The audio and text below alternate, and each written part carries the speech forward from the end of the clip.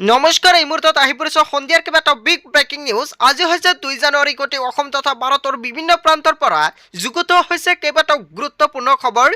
এনেবোৰ খবৰ নিতৌ পাই থাকিবলৈ চেনেলটি ছাবস্ক্ৰাইব কৰি ভিডিঅ'টোত এটা লাইক কৰিবলৈ নাপাহৰিব। আজিৰ আমাৰ প্ৰথম খুবেই গুৰুত্বপূৰ্ণ খবৰ হৈছে এটা ডাঙৰ খবৰ, কিয়নো কৃষকলৈ এটা ডাঙৰ ঘোষণা কৰিছে চৰকাৰে। কেতিয়া একাউণ্টত সোমাব 16 নম্বৰ কিস্তিৰ ধন অৱশেষত তাৰিখ ঘোষণা কৰিছে। কিমান তাৰিখত সোমাব PM কিষাণ হিতাধিকাৰীৰ টকা অৱশেষত তাৰিখ ঘোষণা কৰিছে। সম্পূৰ্ণকৈ জানক আপুনি টকাটো পাব না নাই। দেশৰ লগতে ৰাজ্যৰ লাখ লাখ কৃষকলৈ আহিলে ভাল খবৰ, কিয়নো কেতিয়া একাউণ্টত সোমাব PM কিষাণৰ 16 নম্বৰ কিস্তিৰ ধন। জানুৱাৰী মাহতে কৃষকে লাভ কৰিব 16 নম্বৰ কিস্তিৰ ধন। লগতে 21 জানুৱাৰীত একাউণ্টত ধন পোৱাৰ পুনৰ সম্ভাৱনা হয়। বন্ধু বান্ধৱীসকল, অৱশেষত এটা ডাঙৰ খবৰ মুকলি হৈছে।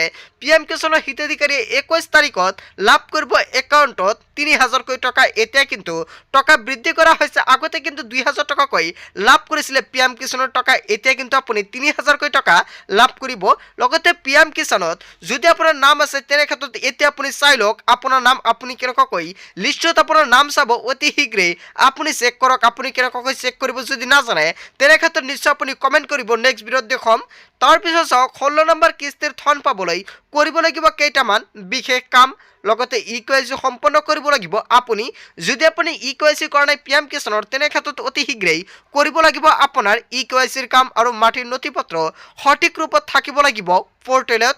আৰু DBT অথবা IPBৰ একাউণ্ট কাৰ্যক্ষম হৈ থাকিব লাগিব। যদি আপোনালোকে DBTটো লিংক কৰা নাই তেনে ক্ষেত্ৰত আপুনি IPB অথবা ইণ্ডিয়া পোষ্ট পেমেণ্ট বেংকত আপোনাৰ একাউণ্ট থাকিব লাগিব। আৰু দেশৰ লগতে ৰাজ্যৰ লাখ লাখ কৃষকলৈ আহিলে এটা ভাল খবৰ হয়। বন্ধু বান্ধৱীসকল, অৱশেষত তাৰিখ ঘোষণা কৰিলে কিমান তাৰিখত সোমাব PM কিষাণৰ 16 নম্বৰ কিস্তিৰ ধন। যদি ইয়াৰ বিষয়ত আপোনাৰ কিবা ক'ব লগা থাকে আপোনাৰ মন্তব্যটো নিশ্চয় কমেণ্টৰ জৰিয়তে জনাবলৈ নাপাহৰিব।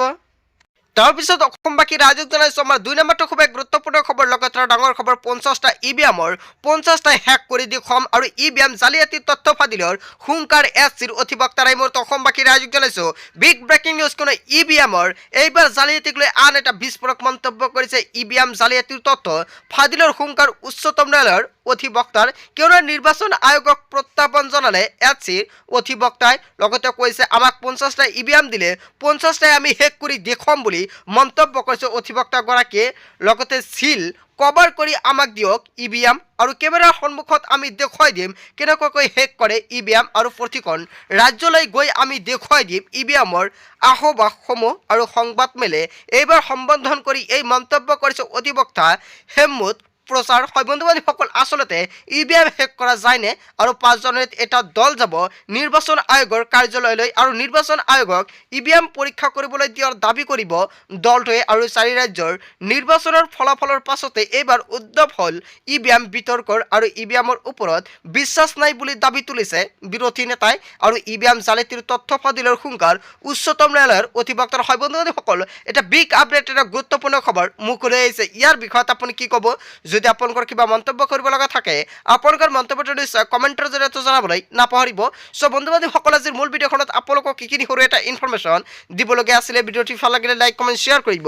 আৰু যদি এতিয়ালৈকে চেনেলটি ছাবস্ক্ৰাইব কৰা নাই তেন্তে এনেকুৱা নতুন নতুন ইনফৰমেটিভ তথা হেল্পফুল ভিডিঅ' পাবলৈ হ'লে চেনেলটি ছাবস্ক্ৰাইব কৰিবলৈ নাপাহৰিব। চ' থেংক ইউ ফৰ ৱাচিং ফুল ভিডিঅ'।